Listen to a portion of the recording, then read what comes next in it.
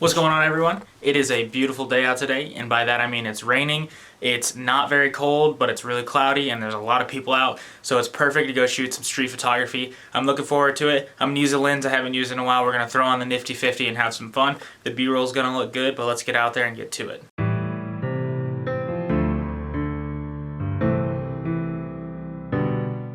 All right, we're gonna head downtown right now. My goal is to get 4 to 5 really solid shots, and then we'll head back in here and we'll put them in Lightroom and we'll see how they look.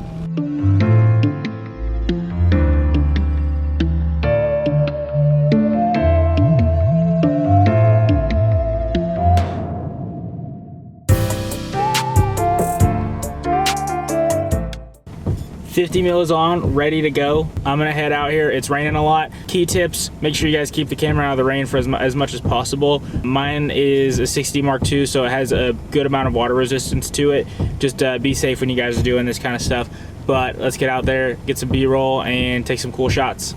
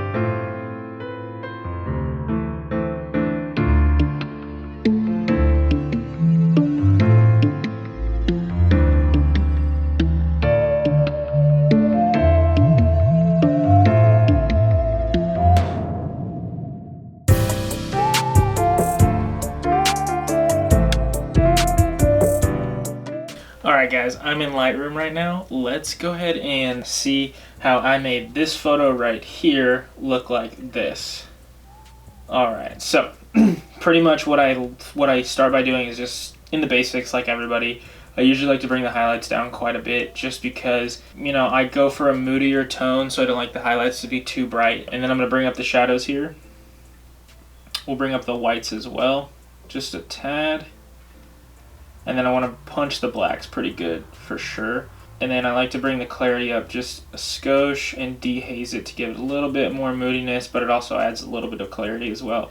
Bring that down just too much.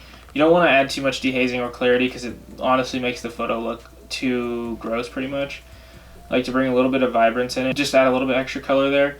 And then I'm going to bring the saturation down a fair bit. And then the tone curve is honestly the simplest yet most important part of these. I usually like to just do a very slight S-curve, and then I like to bring the midtones up just a little bit. Now, what I did here is I brought the highlights up just a little bit. I don't want the photo to be too bright, but I brought the blacks down just a little bit. And then what I usually like to do to add a little bit of like flavor to it personally is I like to flatten out those blacks just a little bit by bringing up that bottom curve there. Now, I'm gonna ignore the hues for a second, and then we're gonna go straight into the saturation. So I want to bring up the saturation of the reds a little bit and the oranges and the yellows, and then we're going to kind of bring down the saturation quite a lot of just about everything else just to give it that moody feeling. I don't want to bring the blues all the way down just because I want to have a little bit of that flavor in there like I said, and then we'll also bring the oranges up quite a bit in the luminance, and then we're going to bring these up as well, and then I'm going to bring the blues.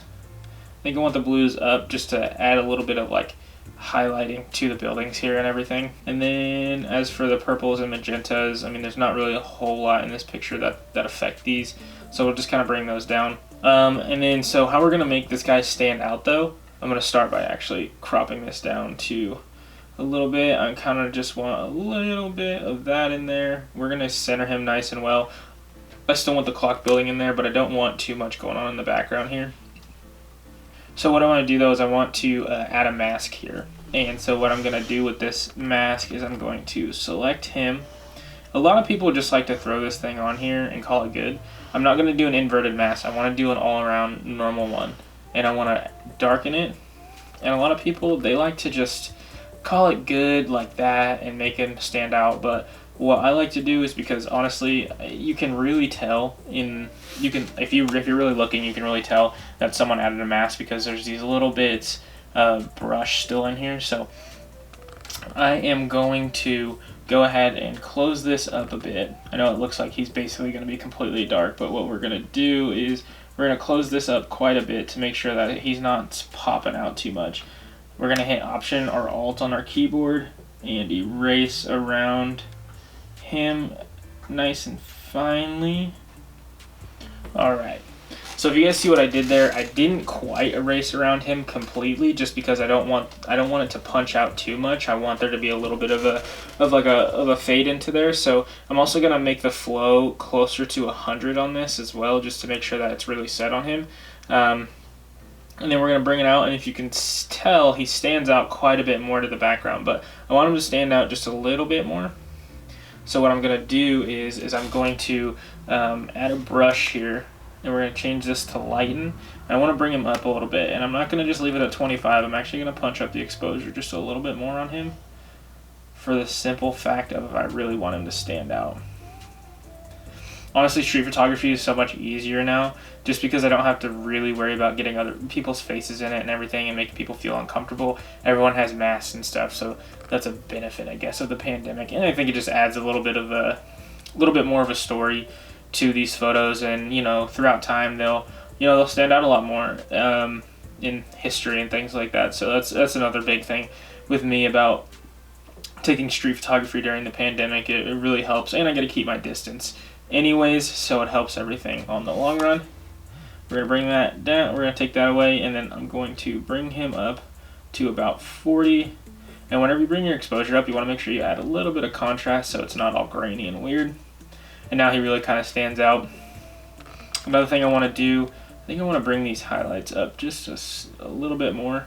And then another thing I want to do to make sure that the light is coming in still and it looks really well, I want to add one of these gradient filters here and leave it on lighten, so you can kind of tell where the light's beaming in from up top here, and the building's really standing out.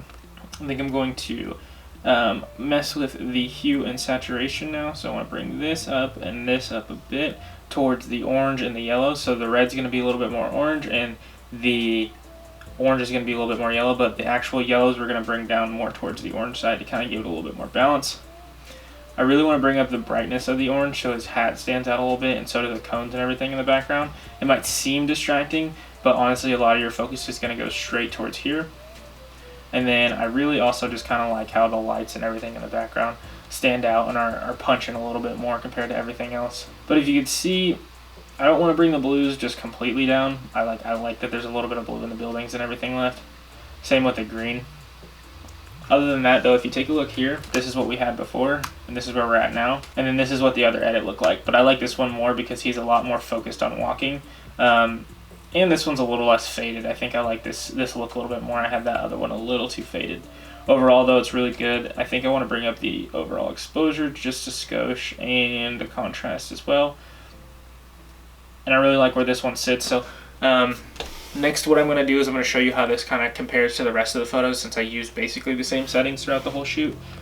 Let's go with this one right here. This is a shot that I like. I wish I was a little bit more straight on when I got this, but everything here is just kind of moody. It's a little out of focus, but I kind of like it just because it adds a little bit more depth to the street photography. You can tell that everything's moving and going. See it. It really copies over just really nice and well. I think I want to make these yellows just a little bit more orange for this. And then I want to bring their saturation down just a little bit so that the people are standing out a bit more. But overall, I really like the Moody look. It transfers over really well. It would work as a preset. I don't really think I'm going to save it though. I'm not quite where I want to be to save a preset for street photography just yet. Overall though, I really like the way this looks, and let's bring it over to one more of these shots here. So next, I want to transfer it over to this architecture photo I shot so you guys can see how it transfers over to pretty much the entire Moody vibe of the rainy day. I think it's really captures a really good essence of just the overall vibe I was going for this shoot. We're just gonna paste it over here, and it already looks really good and clean. I might bring the highlights down just a skosh, and then maybe add one of these here just so the sky isn't too pungent, and we're gonna bring it down to darken, and then we'll go to brush here, and we'll take it off of the building so it's not darkening the building any. So that looks really good like that. Everything stands out quite a bit more. I just really like how crisp this edit makes the buildings look. Architecture is one of my favorite things to shoot as well, so it was really fun doing this. I hope you guys did enjoy this video. If you did, be sure to let me know by leaving a like down below and a comment if you guys want to see more of these Lightroom edit videos. I'll probably do more because I really enjoy watching them myself, and this is a photography channel, so I want to help other photographers out who are starting out, or even just kind of want to see how I do my edits and, you know, maybe bring a little bit of flavor into their own. If you guys are new, be sure to subscribe to the channel. I really appreciate all the support lately. I'm really looking forward to making more videos, and I hope you guys did enjoy. I'll see you in the next one. Peace out.